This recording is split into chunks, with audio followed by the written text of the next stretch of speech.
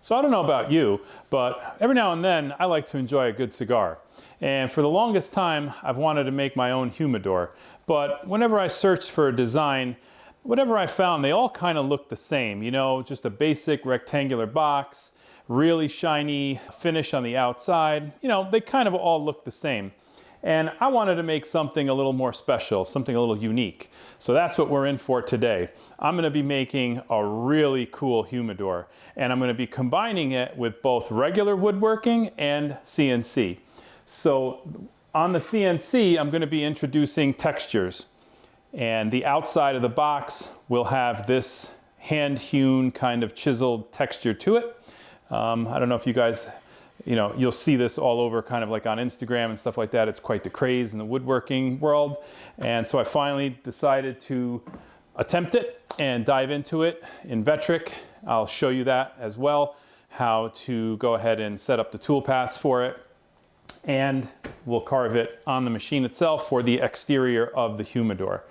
And on top of that, I also happen to let's say I've had some scrap wood lying around from other projects and never knew what I wanted to do with it. It's really cool. It's some live edge walnut that I've had with an amazing grain to it and colors. And so I decided to finally use that and incorporate it into the box, into the humidor. And so it should be amazing. So without further ado, let me now show you that wood, and then we'll continue on into Vectric and see the tool paths and how to design the textured effect that looks much like this. All right, let me show you the wood. So here is the wood that I'm going to be using for this humidor. And this wood was left over from some live edge bar tops that I had made. And it's mostly all straight grain walnut. But what is really, really attractive about this piece of wood is the area that is closest to where the bark is. And it has a bluish gray streak that runs through it, which is, really pretty when you put a finish on it. And I have just enough to make all of the parts, for the humidor and for the lid as well. So I intend to create like a band that's going around, the outer perimeter of the box, which will then continue into the lid. And skipping ahead, here are the rough sized boards for the humidor itself. Got on the left there, you have the boards for the bottom of the box, the 2 front long sides, the 2 short sides, and then the 4 parts that will make up the lid.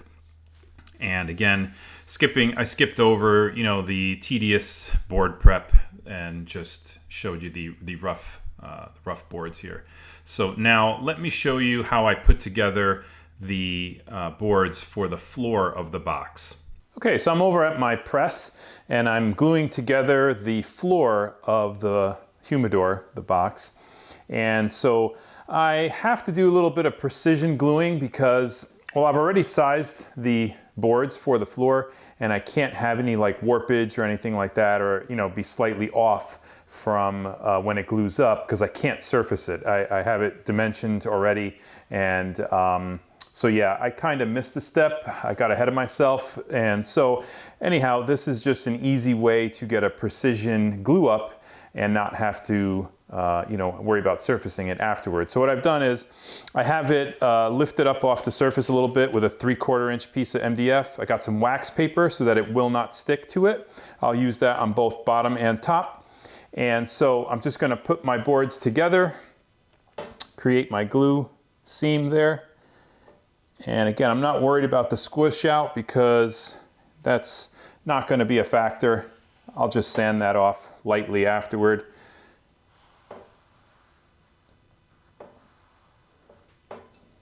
Okay.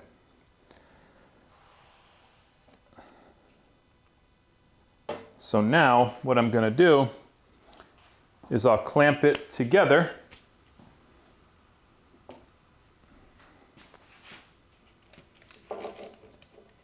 sideways so I keep the seam really tight.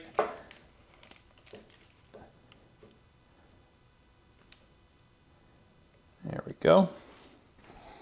Get one on the other side.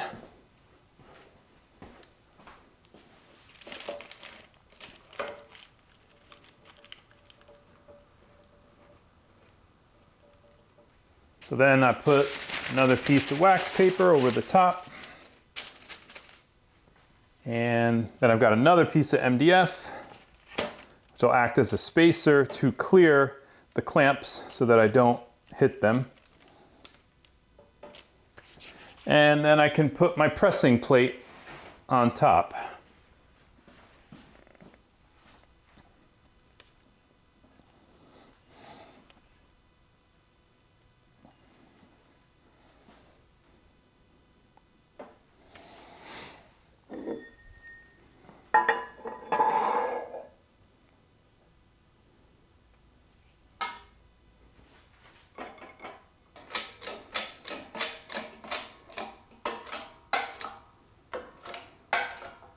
And with 40,000 pounds of pressing force at my disposal, I'm pretty sure that, that thing's gonna be really flat underneath there. All right, so that should be good. We'll see it when it comes out. Okay, so I've taken the boards out of the press and I'm just using a track saw here to get a 90-degree on one side of it. And then from here, I will take it over to the table saw and finish sizing it on there.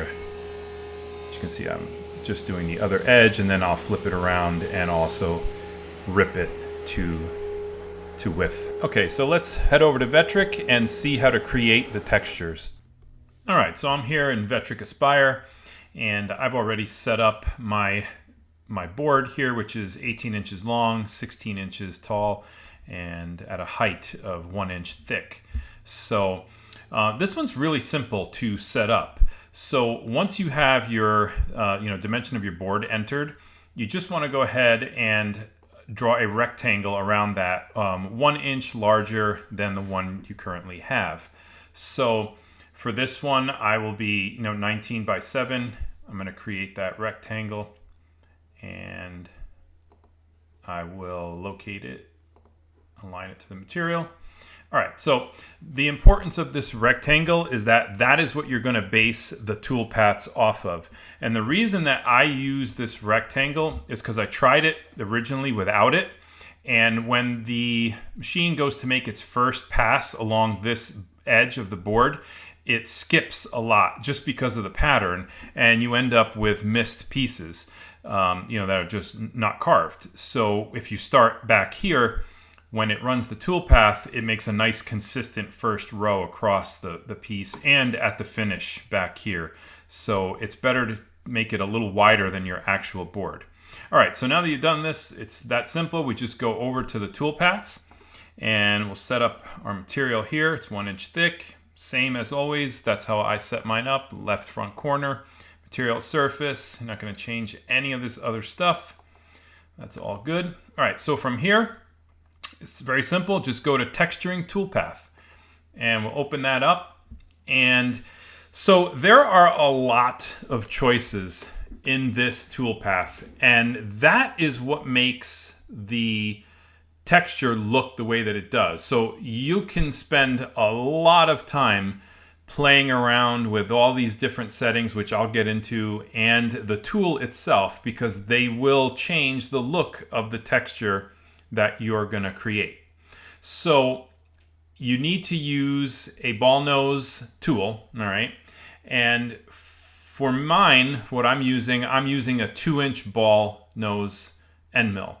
And I will just show you what that looks like here. You can see my settings for it. I have, it's a 2-fluter, and it's just, a big hemisphere. And I'll be turning it at 16,000 RPM. And again, I wouldn't, don't worry about the pass depth. That's going to be controlled later here in the texture settings. So I'm spinning it at 16,000 RPM, moving at 100 inches per minute at a plunge rate of 60 inches per minute. All right, so now let's get into the settings for the textures.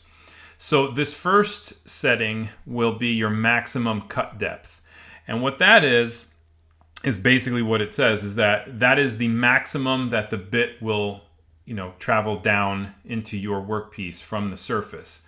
So I have it set for mine at 0.18. And then underneath it is the minimum depth. So that is the least amount that it's going to be cutting, down. And I have that at 0.13. And so again, the difference between these two is going to create, either you want more balance between your cuts, or you want a lot of disparity between the minimum and the maximum. Okay, so now that you got the cut depth, the next setting is for the cut length. And again, this is where it starts to change the look of it as well. So my maximum cut length is 2 inches long, and my minimum is going to be 1.34. And so again, not a lot of difference between them, but it creates a nice look that I happen to like. So after that, you have the maximum overlap, which is the overlap of the pattern, and mine maximum is 75% with a variation, so that it will change that up, and that is, I have it set at 100%.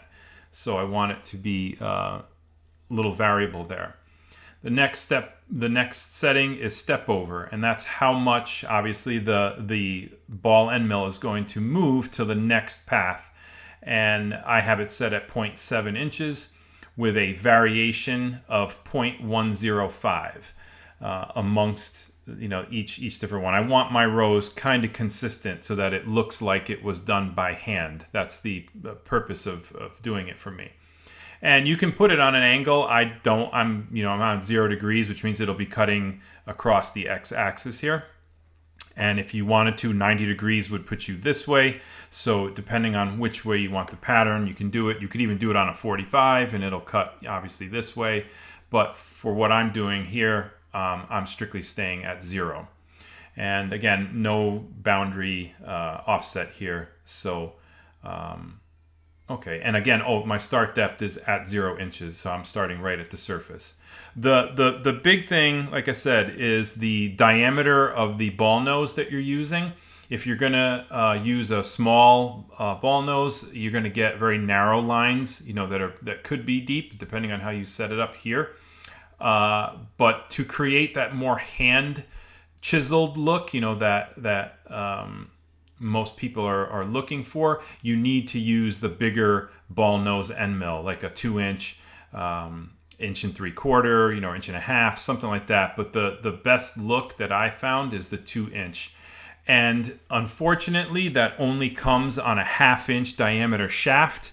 So if your machine, your spindle is only equipped with an ER11 collet, you will not be able to use these large diameter ball end mills. You'll be strictly limited to the largest that will come on a 1/4-inch shaft. I'm not quite sure what that would be, but without an ER20 collet, you will not be able to run a 2-inch ball nose end mill. Okay, so with that being said, let's calculate it here, and we'll preview it as well. All right, so there it is. And that's exactly what my idea was for this piece. I really like how that looks. It looks like it was truly done by hand, with a chisel. And the pattern is quite consistent. And again, no missed spots along the edge. Again, because I used that outer rectangle as the tool path. So it's very, very consistent. All right, so from here, again, I'll just close that out. You would just save this to your computer and then, bring it over to the machine and start machining. And this tool path is pretty quick. This one's only 8 minutes. I believe it was actually 6 on the machine. So it's really pretty quick and an easy way to create a textured surface. All right, so now let's head over to the machine and start machining it and show you the setup. Okay, so let me explain my setup. So this is, a front or of the humidor itself. It could be the back. doesn't matter. And this piece here represents the lid. So I want to get the texture on both the front part of the box and the lid itself. And I want the pattern, the design, to be, you know, completely matching, so that when you close the lid, the design continues from the top to there seamlessly. And the way to do that is to machine that textured surface all at one time with the two pieces together. Now, the side of the box is about 1 1/8 inches thick, and the top is also 1 1/8 inches thick. However, it's 1 1/4 inches wide this way. So to have these two line up, you know, there's a gap at the bottom, about 3/8 of an inch, you know, on the back side there. So I've had to use a backer on the table to make up for that space, so that when I put my side here on, okay, and then I turn this piece on its side with that spacer, they're absolutely flush. And now I can machine the entire surface seamlessly, and, you know, won't have any issues with it. Now, these pieces are oversized. They're going to be mitered later on. So, you know, the fact that this one's shorter, it doesn't matter. It just, like I said, they'll be mitered at the same point later on, so that, again, the pattern will be absolutely seamless and will match when the lid closes on the side of the box. And again, it'll be the same thing on the sides and in the back. It'll be repeating all the way around. And then afterward, once I assemble the entire box and I've assembled the entire lid, I will then turn the lid face side up and do the textured surface on the surface of the lid itself. Okay, so now that you've seen the setup, oh, and by the way, yeah, it's also, you know, double-sided stick tape to hold it down, and the usual. All right, so let's hop into the machining.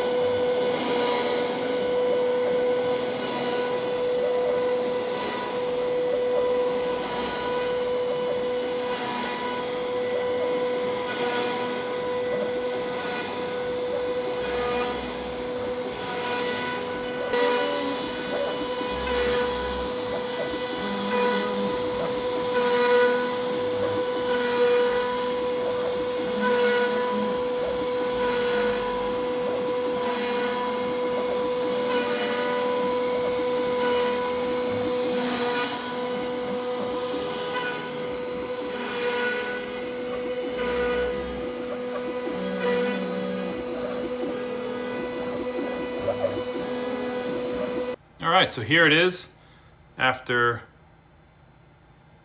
completing the textured path on it. You can see the lid and the side are seamless there. This came out really cool. Has kind of like that streak in the middle there is like a bluish gray. It's really, really cool.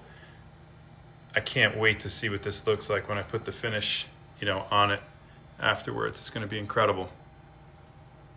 All right, I will do the other ones, and then we'll come back to assembling it, mitering the corners, all that kind of good stuff. All right, so now that I've taken the parts off of the machine, As you can see here, before I machined this, I went ahead and cut a dado groove on the bottom, and that will accept the bottom of the box, the panel that I glued up. So now, before I go ahead and miter all of the, the ends of the pieces, I need to put a couple of dados on the top lid. And I need to make a dado going down about a little more than 1/4 inch from the top to accept the glass. And then I'm also going to have to make a dado along the bottom so that the Spanish cedar lining on the inside will interlock inside of there, so you get a nice seal when you close the lid. All right, so I've got the glass dado set up to run here. Let me do that, and then I will show you it when it's done. Okay, so here are the dados all done. So this dado here will be on the bottom of the lid to accept the inner liner of the Spanish cedar. And then this one will be top side for the glass. So the glass will go in here on the frame. All right, so now I am ready to cut the miters on all the pieces. Okay, so I've got my lid and the side panel clamped together so that when I cut the miter, they'll be cut simultaneously, and the lid and the side will match completely. So I'm all ready to go.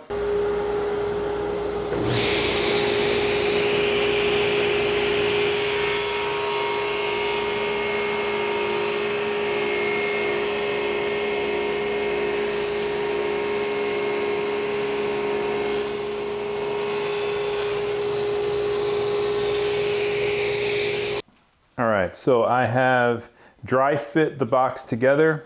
I have very precisely cut the floor of the box. That is the key component to keeping the box completely square.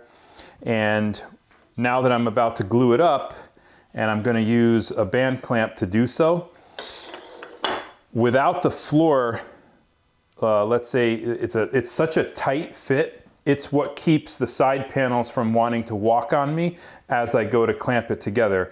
If I didn't have the floor, let's say if I had the floor a little bit loose, in there with a little bit of room, when I go to clamp it up, the sides will try to, push and go whichever way they want to, and that's not going to work. It's not going to stay together. So it's critical that the floor be exactly the same, the right size, perfectly square. And this way, again, when I go to put the clamps on it, that is the guide to keep it exactly in shape. All right, so now I'm going to glue it up. I'm going to do that off camera. This is really, really stressful because this has to go together perfectly. So I'll show you when it's glued up. And here it is, all clamped up. It went really well. I've got the band clamp on the bottom pressing against the floor, some tape to prematurely hold it in place, and then I clamped the top part as well. And so I think it went really well. It's perfectly square. So we'll see in about 2 hours or so when I pull it out, and then I'll just clean up some of the glue that dripped out.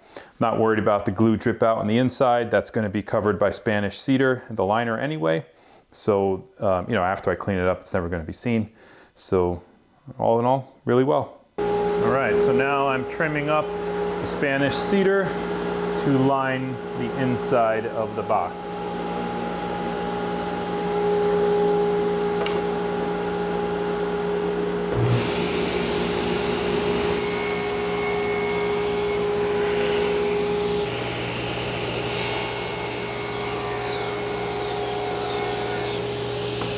So I have put in the Spanish cedar lining on the inside of the box, and I have dry fit the lid, which I am now ready to start the glue up on that. I have the glass panel in place, and again, everything was dry fit. It looks like it's good. So I'm going to go ahead and clamp together the lid, and then I'll come back once it's all dried. And here it is, all clamped up, same as the bottom of the box. Everything is looking pretty good and all squared up. So we'll just wait about 2 hours and then I'll take it out of the clamps. So now I'm just going to notch out the mortises for the hinges, which are going to go at the back of the box like such. I've already gone ahead and just roughed them out with a router, and I'm now ready to chisel right to the line.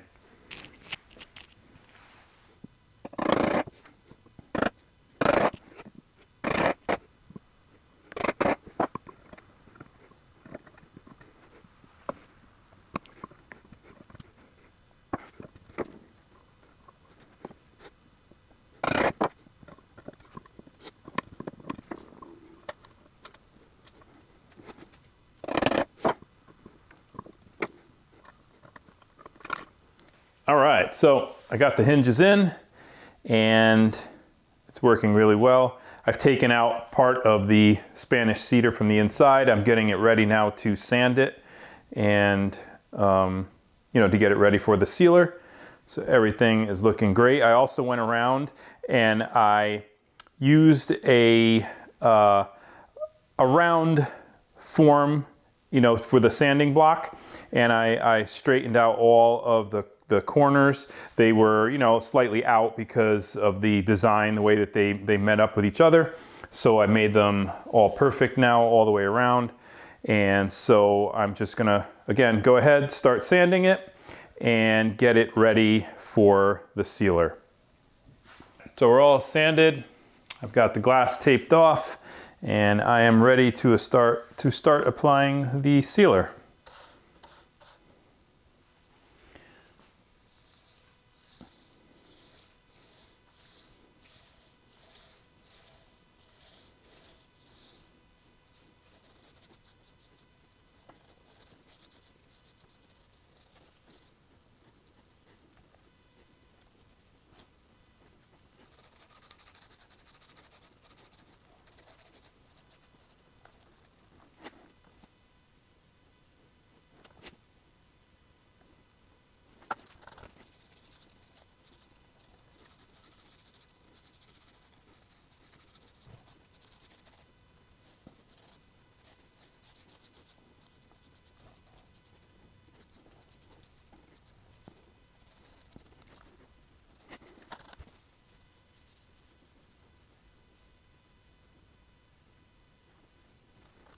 All right, so I've finished it. I've got 3 coats of finish on it, and I put all of the parts on the inside, including the hygrometer, and I've added a couple of my own favorite cigars in there as well. You can't see that right yet, but when I open it, you'll be able to see the inside. So again, just wanted to share the way that it came out.